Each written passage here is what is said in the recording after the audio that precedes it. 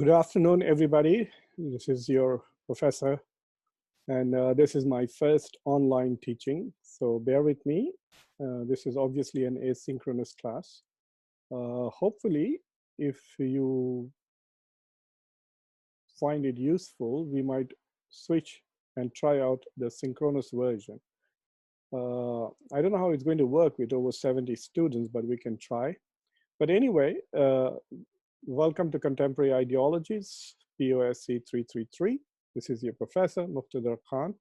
And the ideology that we are considering today is feminism, women's movements.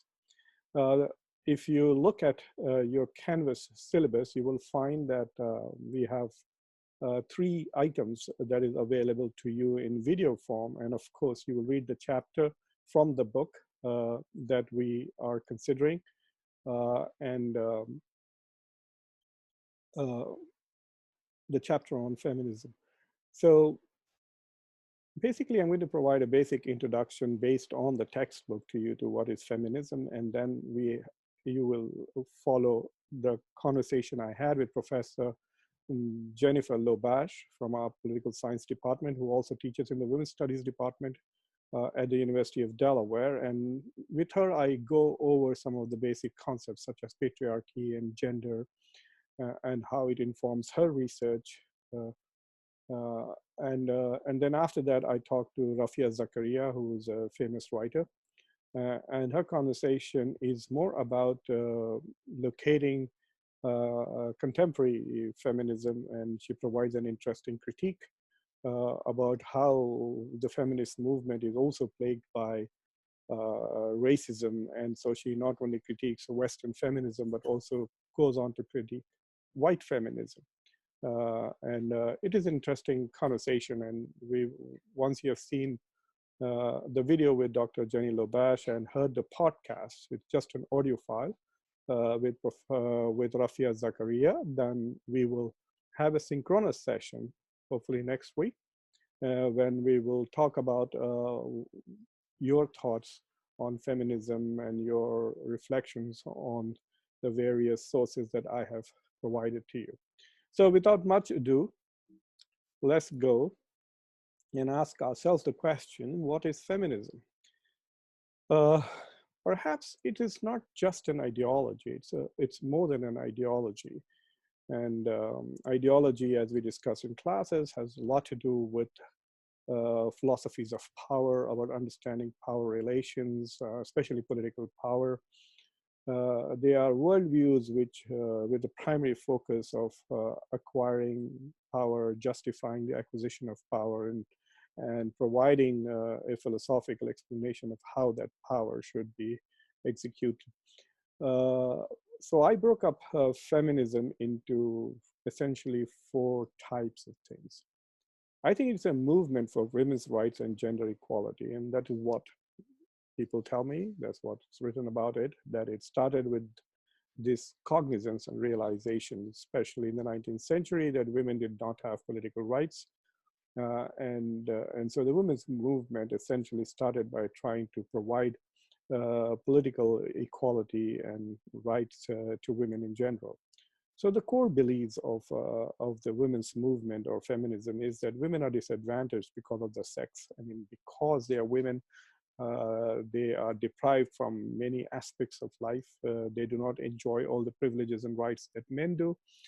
They are often treated as subservient and inferior to men just because of their gender. So even if there are more competent women, they are marginalized and sidelined essentially because of their gender.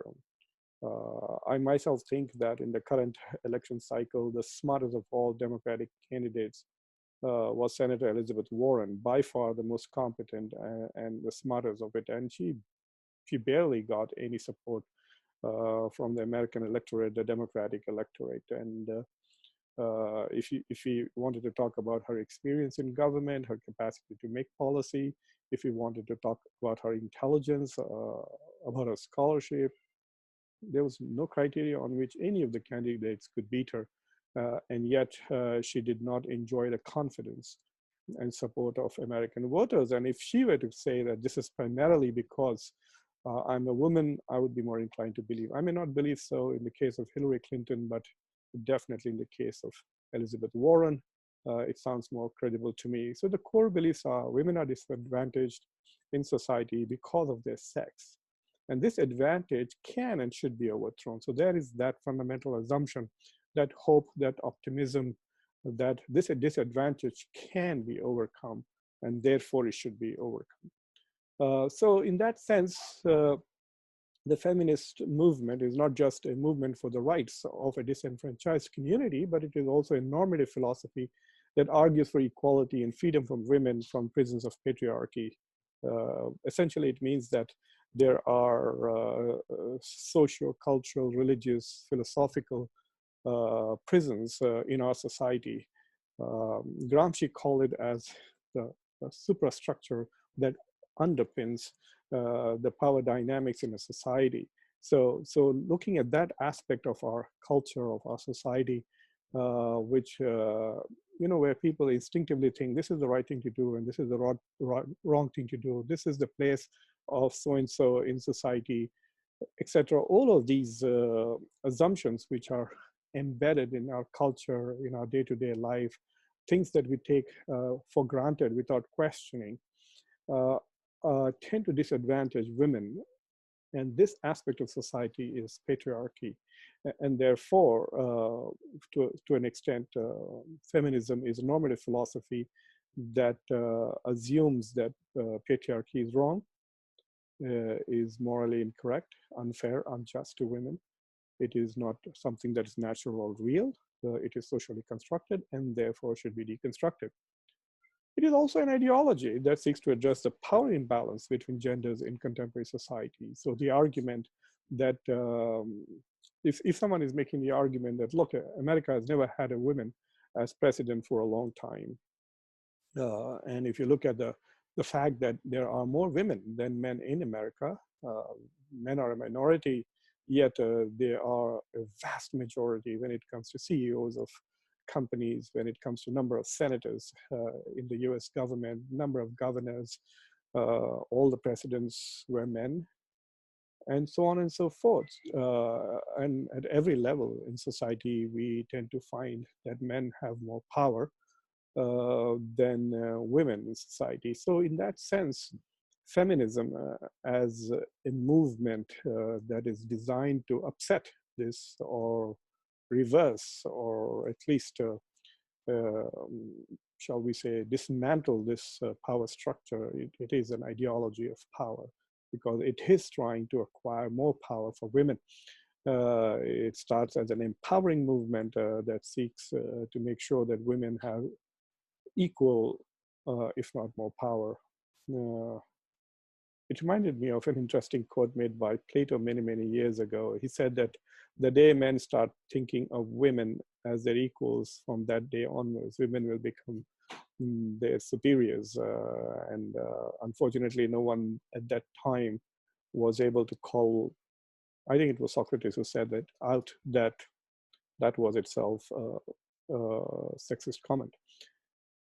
And finally, I think that feminism is also a form of epistemology. And in order to fully understand what I mean that feminism is an epistemology, you have to look at feminism, at the concept of gender. And what feminism advocates is that in order to fully understand the implications, the consequences, the negative impact of patriarchy, you have to look at things through the gender lens. And once you look at it from a gender lens, you will see what you would otherwise have been have been missing all the time. That the society disadvantages women, ignores women's issues, and so on and so forth. To give you an example on that score, if you watch the video with Brian Townsend, the state senator of Delaware, that I had about coronavirus and its impact on basically citizens of Delaware, he made an interesting observation. He said that because we are asking people to stay at home in order to essentially prevent the spread of the virus and spread of infection, We are asking people to maintain social distance, etc. But essentially, we are asking people to stay at home. And as a result of that, he feared that there would be a spike in domestic violence and also a spike in child abuse. And I've been listening to public policy discussions. The president talks about it every day in his briefings. This issue, which is so serious and it could affect millions of women, apparently never came up. This issue doesn't seem to come up. That one of the unintended consequences of the measures that we are taking to combat coronavirus could result in enhanced domestic violence. So while we demand that people stay at home, should we take measures? Should we have a police unit, a special 911 call?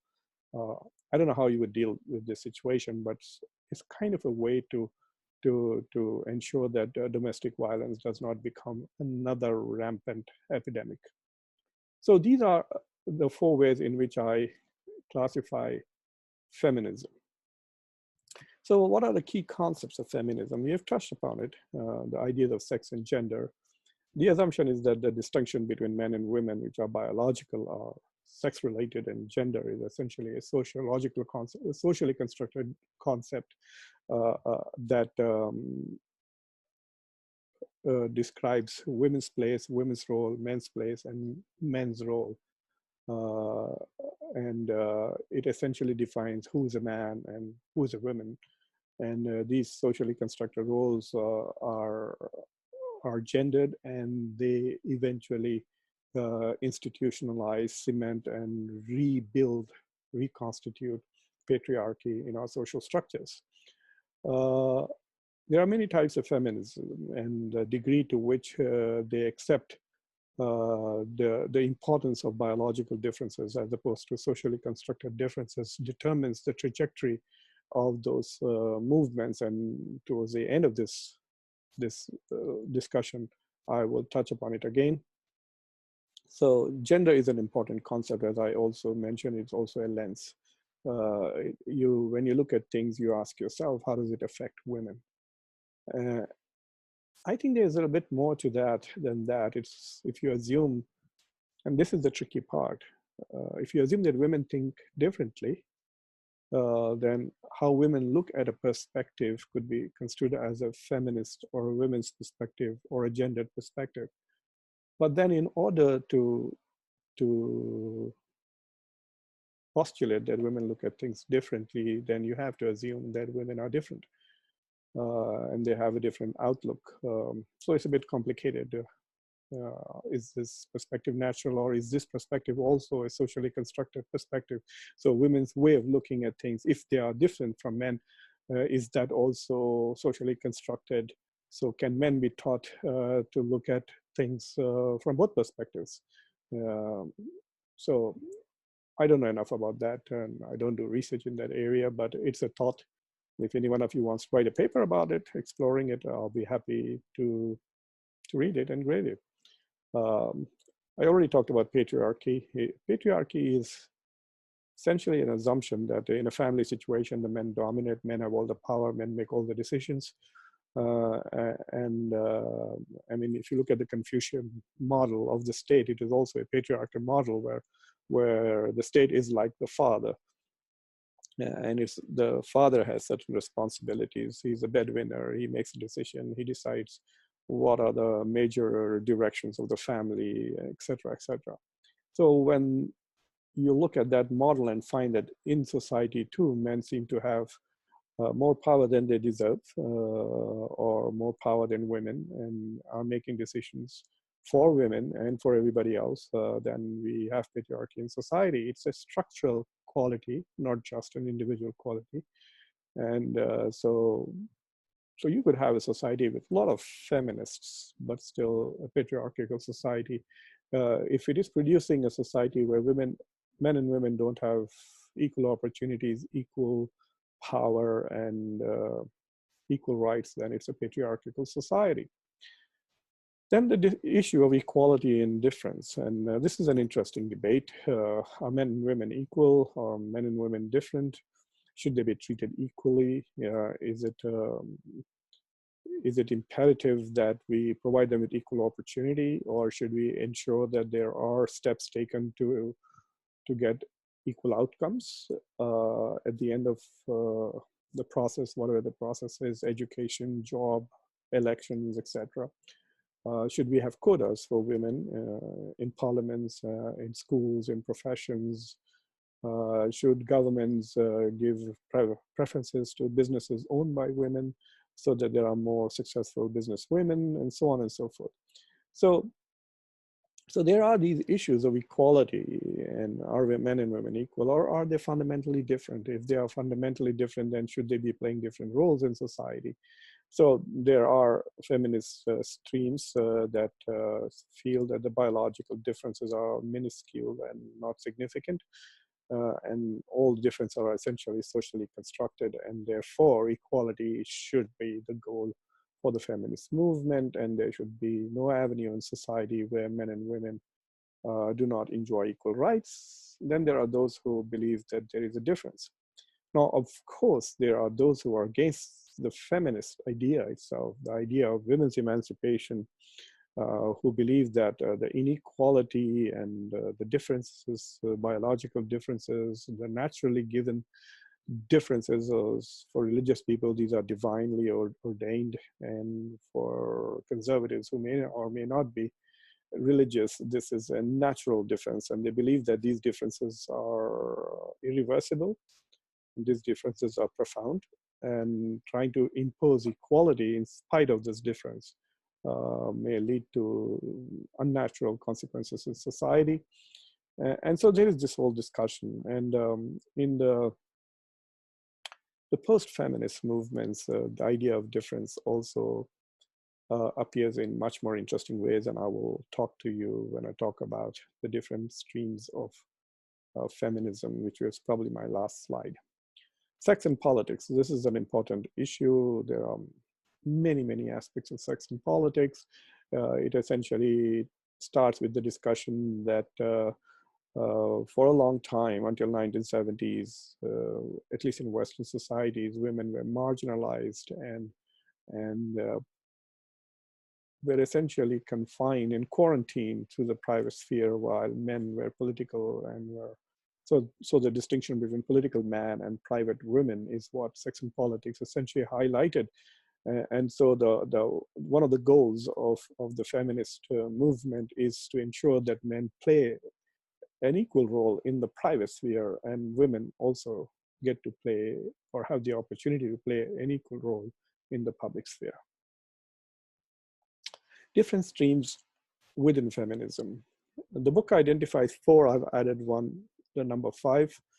The 5 streams in feminism is liberal feminism, socialist feminism, radical feminism, difference feminism, Islamic feminism.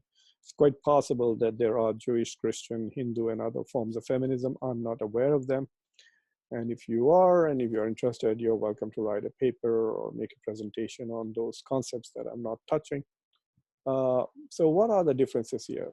Liberalism is an ideology which is based on essentially the level of analysis is the individual.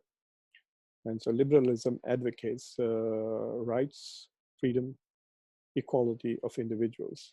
And there should be nothing that, no barriers or anything that the state or society should impose if the individual wishes to grow, express himself or herself politically, culturally, religiously. There should be no freedom. There should be no constraint on his freedom of speech, freedom of thought, freedom of conscience, freedom of religion, freedom of movement, and so on and so forth. And all of these are things that are articulated at the level of the individual. And so liberal feminism is essentially an extension of that idea, and saying that all the rights that we have been demanding, that liberalism has been demanding, was essentially for men. And so now those same rights that liberalism has demanded for men should now be made available to women. So women should have political freedom, women should have freedom of conscience, freedom of religion, freedom of thought, freedom of expression, freedom to participate in the public sphere, freedom to read and write whatever they want, freedom to choose a spouse, not to choose a spouse, and so on and so forth. So essentially, liberal feminism is about acquiring the individual female the rights that individual men have acquired or aspire for. Socialist feminism is interesting. Socialists think at the level of analysis of group. So traditional socialism, essentially, for them, the biggest division in society is the class difference between the rich and the poor, between the owners of the means of production and the labor. So they see a fundamental conflict between people who own the product of produced by labor because they own the capital and the means of production. And so there is a fundamental subjugation there between the rich and the poor, the capitalists and the laborers. And so socialism aspires to have a revolution to equalize and democratize society, so to speak. Socialist feminism sees to a great extent that there is a similar divide of gender. So there are men and women. Men control and own everything, and including women's labor. So you could have a job and get paid, but women may stay at home and work even more than the man, and there is no quantification or monetization of their work, and that work is kind of owned by the man, and so on and so forth. Essentially, they are seeking a transformation in society way beyond what the liberals want. The liberals essentially wanted equality, essentially in the political sphere for women. And socialists went for further. Socialist feminism wants to see a transformation of society. And so they want to see equality or essentially emancipation for women in the public as well as in the private sphere. And they are not looking at individuals, they are looking at the collective.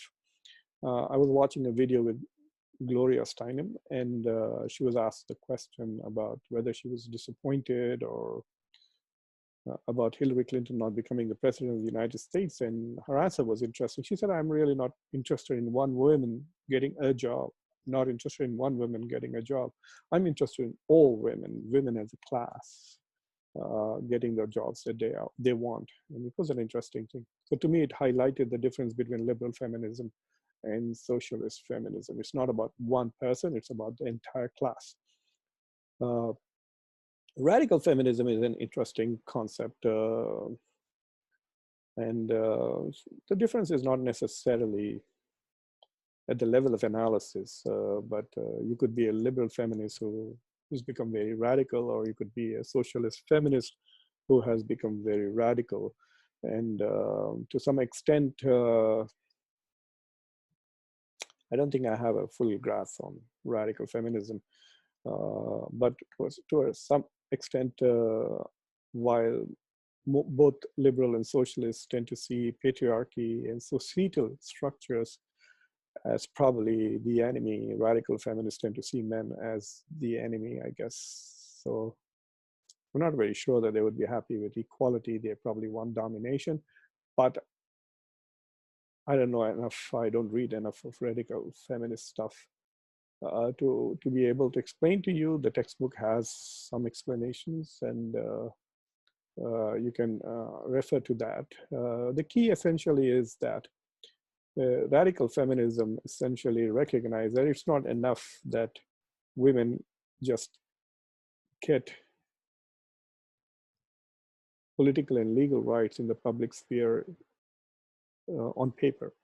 They want to see fundamental shifts in society. And so they may indulge in activities where they will vote for a woman only because she is a woman, not if she is capable or not.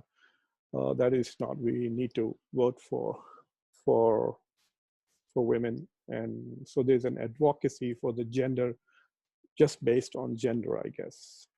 Anyway, the fourth one is difference feminism, and to some extent, different feminists depart from liberal feminism and others. In that sense, they try to accept the fact that there is a fundamental difference between men and women. And so equality for women should not necessarily be aspiring for what men want. We need to really ask the question, what do women really want? And they should have the freedom to achieve what they want. I sometimes fear that difference feminism might become a cover for cultural relativism. And every time I have tried to confront the segregation and isolation of women in religious institutions, especially Muslim religious institutions, I'm immediately told that this request for a subordinate position, this request for a marginalization, this request to hide behind veils and curtains is actually made by women and not by men. And of course, this is always told to me by men. No woman has ever told me that she dreams of a subordinate position. But this argument is often made by different feminism, that we have different issues, so we like different spaces and different places in society. And but there could be an argument that yes, women want different things. Especially those who argue that if you had a feminist foreign policy, for example, I talk about it with Jennifer Lobash, she maintains that different issues will be addressed, as opposed to if you have a masculine foreign policy. So there is this argument, perhaps, that if women were in charge, they would look at different things because women do want different things. And finally, Islamic feminism. This is an interesting concept. There are some women like Amina Wadud, etc., who have been doing both, in the sense that they are acting like liberal feminists who are asking for public equality for women, leadership position in Muslim organizations, in Muslim governments, and so on and so forth, equal access to education. They're also sometimes advocating difference feminism. But they're also looking at scripture and religious documents like the Quran, the holy book of Muslims and its traditions, through the lens of gender, and arguing that the religion of Islam is quite patriarchal like other religions. And so there is a need to revisit Islamic sources, reinterpret the Quran and other sources. And there are several women, Amina Wadud herself and Asma Barlas, that I know of, who have looked at the Quran itself and tried to apply gendered lenses to its interpretation. So there is such a trend as Islamic feminism, which tries to look at it. In difference feminism, one could argue that there is more acceptance of natural differences than in other feminist streaks. And so it's quite possible that conservative and religious feminist movements will more tend towards it than not so religious feminist movements. The book identifies three waves in women's movements, and they are very interesting. It identifies the first wave of feminism. It starts in mid-19th century and progresses towards the early 20th century. The main vehicle was a suffrage movement which demanded equal rights, or the right to vote for women. Essentially, political equality was the goal. And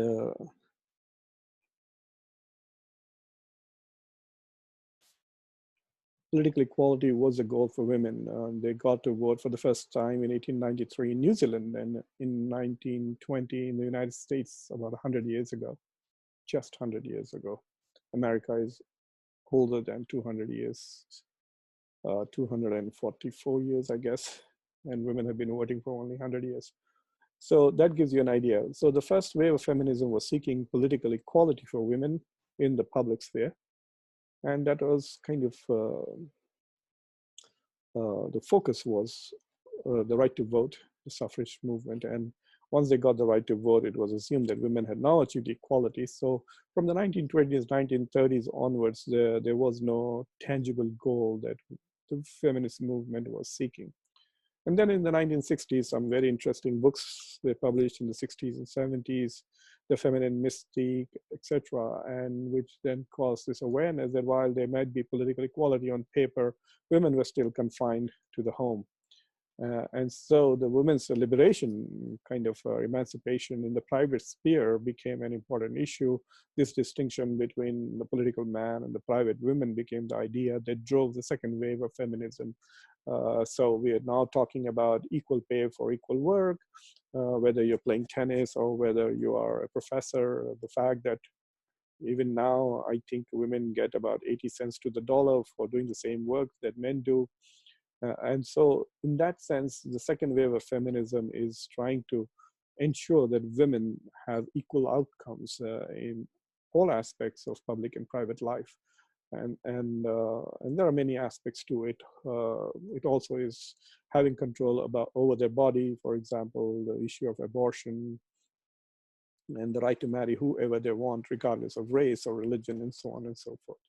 So that is the second wave of feminism. The third wave of feminism is probably beginning now, and you can get a pretty good taste of what it is and what it could become from the podcast with Rafia Zakaria, where she provides a very interesting critique of Western feminism and especially white feminism. So you could argue that the first and second wave of feminism was about focusing about the socially constructed difference between men and women. And so it was about deconstructing these socially constructed differences between men and women. The third wave of feminism is more about the difference between women themselves. So this issue of intersectionality, why is a white woman treated as superior, or why is the white women's experience considered superior, or white women's achievements considered superior over that of colored women, and so on. So for example, if Hillary Clinton or Elizabeth Warren had become president of the United States, it would have been a great achievement for the feminist movement. But what about Indira Gandhi, who was a major leader? Why wasn't that seen as a major achievement for women's movement worldwide? Certainly not. So there is this assumption that only white women count.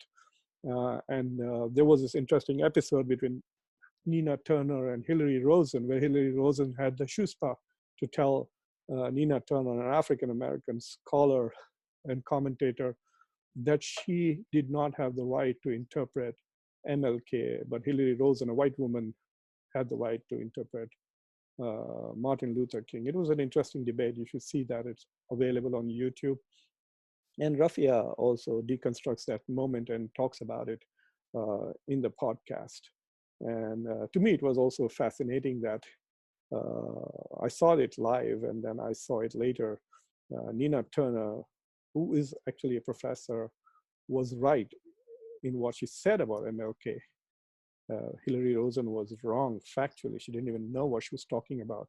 Yet, because she was a white woman, she thought she had the privilege to explain and appropriate a Black leader like Martin Luther King and question the right of a Black woman to invoke Martin Luther King. How dare she criticize a white man using the words of a Black man? So there's a lot of these racist and white privilege undertones to that conversation. The third wave of feminism is about that, about women all over the world who have had different experiences, who come from different cultures, who may have different aspirations, political and private. And so the third wave of feminism is about difference between women and difference between women's perspectives. So you could argue that the feminist movement has achieved enough political success and has become intellectually so big that now there are internal debates and internal arguments, and all indicate towards a healthy evolution and healthy development. So that's all I have to offer at the moment. Most of this is from the textbooks, so go back and read it and listen to the two conversations I've had with Professor Lobash and with Zakaria. And then next week when we meet, we will discuss these issues. If you have any questions, meanwhile, feel free to email them to me. You can post them in the syllabus, in the Canvas. The links to those videos are available in your syllabus. And feel free to schedule an appointment if you want to speak to me. If you're having difficulties accessing the internet, if you're having difficulties in understanding the revised requirements for the class, if you have any other problems, doing research, etc., please reach out to me. We have two goals during these trying times, besides being safe and coming out alive at the end of the coronavirus crisis. But from a class perspective, we want to ensure that no undue hardship is imposed on you and make it difficult for you to study, learn, and perform. And of course, we want to make sure that you study and learn and perform. So we do not want this semester to become a waste because there's a tiny virus out there driving the world crazy. So I'm done with my first online asynchronous lesson. And I hope this was useful.